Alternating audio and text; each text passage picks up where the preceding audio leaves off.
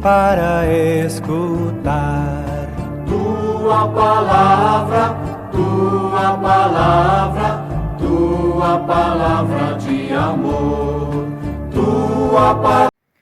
Caríssimos irmãos e irmãs, mais uma vez nos encontramos para meditarmos o texto do Evangelho desta quarta-feira. E mais uma vez, Jesus vem ao nosso encontro manifestar esta íntima ligação que há entre Ele e cada um de nós. Jesus não nos esquece, está sempre presente no nosso interior, no nosso coração. E precisamos, portanto, desta abertura para permitir que esta graça nos envolva,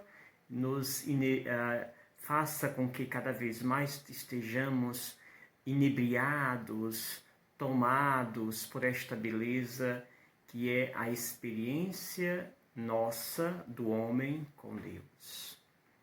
O texto que nós meditamos hoje, Mateus 11, 25 ao 27, é continuidade daquele de ontem. Portanto, para entender o que Jesus diz no Evangelho de hoje, é preciso saber o que contextualizava o texto do Evangelho de ontem. O que vinha contextualizar o Evangelho de ontem era justamente a negação que as comunidades estavam fazendo a Jesus. As cidades em que Jesus mais realizou milagres, prodígios, são estas que negam de forma veemente a presença de Jesus, os acontecimentos, os atos e ações de Jesus. E por isso Jesus vai ameaçar: ai de ti, Corazim, ai de ti, Betsaida, e depois Cafarnaum. Essas três cidades, as cidades que Jesus mais realizou maravilhas, são elas que estão esquecendo dos ensinamentos ali dados por Jesus. Por este motivo, vendo esse contexto de negação, Jesus então, hoje no Evangelho, ele vai fazer uma bela oração, chamada oração de bênção. É uma das poucas orações tão direta que os evangelistas apresentam no contexto dos seus evangelhos. Portanto, começa Jesus hoje dizendo: eu te louvo, Pai, Senhor do céu e da terra, porque escondestes estas coisas aos sábios e entendidos e as revelastes aos pequeninos. Que maravilha! Eu te louvo, ó Pai. Duas coisas nós encontramos nesta primeira parte desta oração. Jesus diz: eu te louvo, ó Pai. Está inerente aqui esta atitude de agradecimento de Jesus para com o Pai, do Filho para com o Pai. É muito claro esta gratidão que existe nesta relação profícua entre Jesus e o Pai. Por isso, eu te louvo, ó Pai. E este louvor de Jesus tem nome. Esse louvor de Jesus tem razão de existir.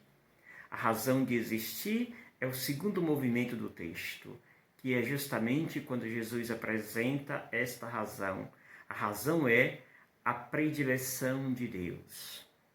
O nome da predileção de Deus são os pequeninos, os pobres, os anauins, também chamados pobres de Javé. São estes os escolhidos de Deus. Escolhido para quê?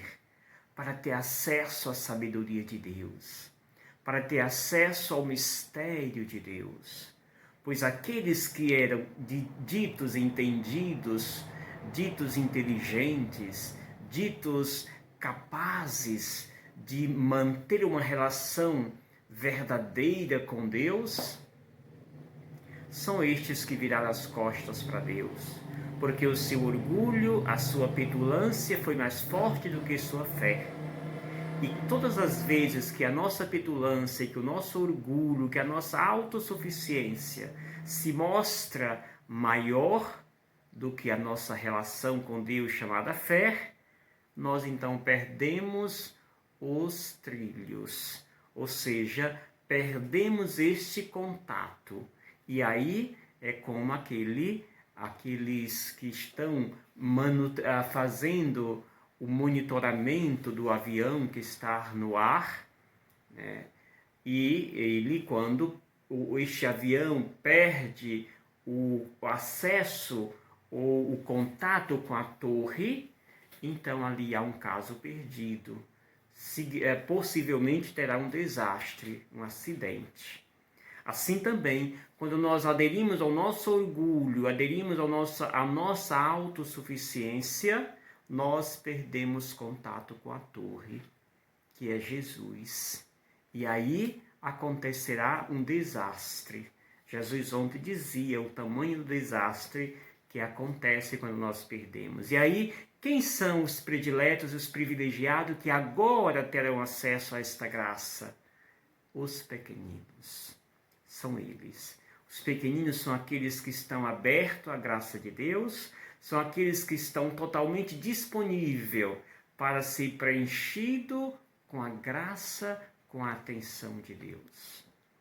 A segunda e última parte desse texto mostra esta relação tão próxima que existe entre o Pai e o Filho. Quando Jesus então diz: sim, Pai, porque assim foi do teu agrado, tudo me foi entregue por meu Pai. E ninguém conhece o Filho senão o Pai. E ninguém conhece o Pai senão o Filho e aquele a quem o Filho quiser revelar. Esta entrega, esta relação de entrega e de complementariedade, que demonstra o Pai, o Filho com o Pai e o Pai com o Filho. Quem tem o Filho demonstra esta clareza, esta gratidão por ter acesso à face do Pai. E quem pode ter acesso a esta face do Pai que tem o Filho são aqueles que se fazem pequenos, aqueles que não se endeusam e que não se acham melhor do que ninguém, mas se coloca totalmente vazio na presença de Deus, para ser preenchido totalmente por suas maravilhas, por suas belezas. Como estamos nós?